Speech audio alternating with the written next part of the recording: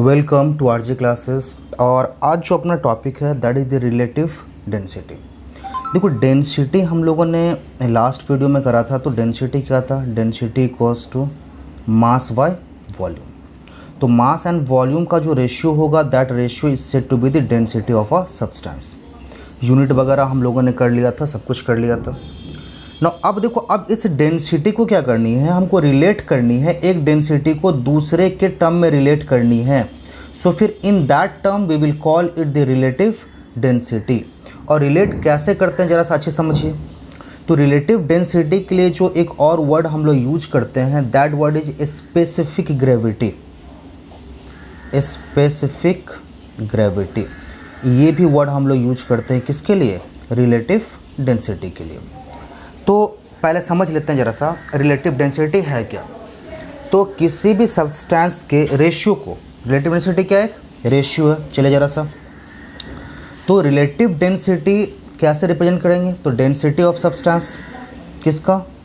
Density of substance to the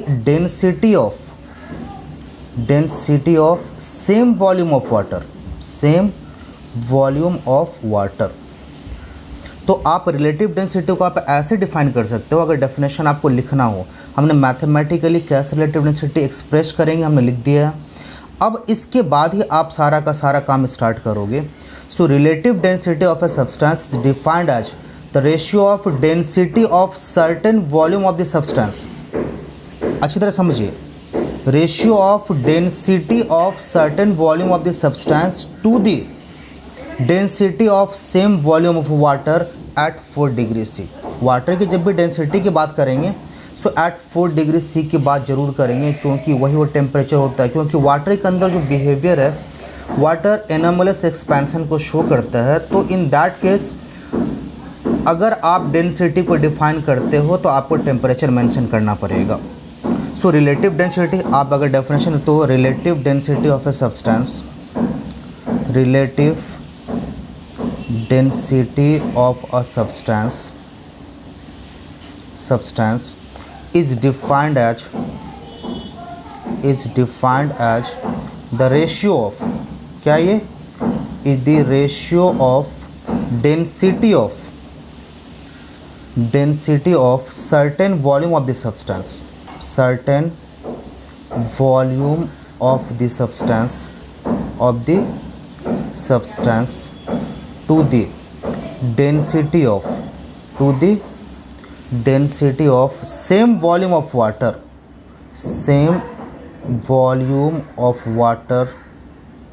at 4 degree C, at 4 degree C। तो आपने बोल दिया क्या? Means density of substance and density of water का ratio क्या हो गया मेरे पास? रिलेटिव डेंसिटी हो गया। अच्छा चले ज़रा सा अब हम यूनिट की बात कर लें, क्योंकि आप जो भी क्वांटिटी पढ़ते हैं उसके जस्ट बात क्या करना होगा? यूनिट की बात करनी होगी। अच्छा अब देखो ज़रा सा, तो डेंसिटी ऑफ सब्सटेंस इसकी भी यूनिट क्या हो जाएगी? KG per metre cube. Density of water इसकी भी यूनिट क्या हो जाएगा? KG per metre cube. And both the unit will be क्या हो जाएगा? कैंसिल। और आपको तो पता है कि if any of the quantities expressed at the ratio of the two same quantity it will not have any unit. तो यूनिट की बात करेंगे, नो एनी यूनिट, है ना? No unit. तो आपसे क्वेश्चन भी आएगा आपके पास, relative density does not have any unit, why? अब लिखोगे क्या? Relative density is the ratio of two densities. So being the ratio of same quantity, आप कैसे लिखना है देखो प्रॉपर्ली हम बताते हैं। Relative density is the ratio of two densities. So being the ratio of the two same quantity it does not have any unit. Exactly आपको ऐसे ही लिख देना है। अब देखो जरा सा, रिलेटिव डेंसिटी को हमने इन टर्म ऑफ डेंसिटी तो एक्सप्रेस किया, रिलेटिव डेंसिटी को इन टर्म ऑफ मास भी एक्सप्रेस किया जा सकता है। कभी कभी आपसे क्वेश्चन पूछ देते हैं, दिया नहीं है बट समझ लो अच्छी तरह से, कभी कभी आपसे पूछ देगा क्या? Relative density, express relative density और define relative density in term of the mass of a substance. फिर कैसे करेंगे देखो जरा सा। तो रिलेटिव डेंसिटी आपने क्या बोला? Density of substance, density of certain volume of substance, certain volume of substance to the density of same volume of water, same volume of water at 4 degree C, ठीक है। अच्छा, डेंसिटी ऑफ सब्सटेंस की अगर हम बात करें तो mass of substance by volume of substance to the, अगर आप डेंसिटी ऑफ वाटर की बात करो तो mass of water to the volume of, same volume of water, जितने सब्सटेंस की वॉल्यूम थी उतने ही वॉल्यूम ऑफ वाटर लेना होगा, so volume of water and then volume of substance and the volume of water both are क्या हो जाएगा सेम। तो अगर आप इसको कैंसिल करते हो so now we will have a term क्या हो जाएगा, mass of substance to the mass of water.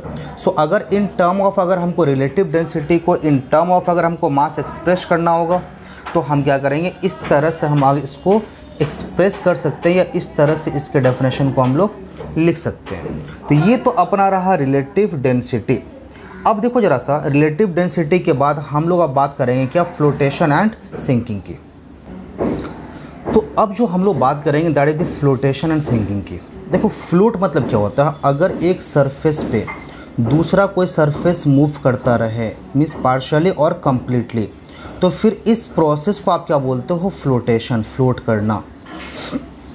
तो आप इस प्रोसेस को क्या बोलते हो, फ्लोट करना। प्रॉपर्ली समझिए, एक सरफेस पे, किसी भी फ्लूइड सरफेस पे अगर एक सब्सटेंस आपका मूव करता है कंप्लीटली और पार्शियली, तो फिर that is said to be the flotation.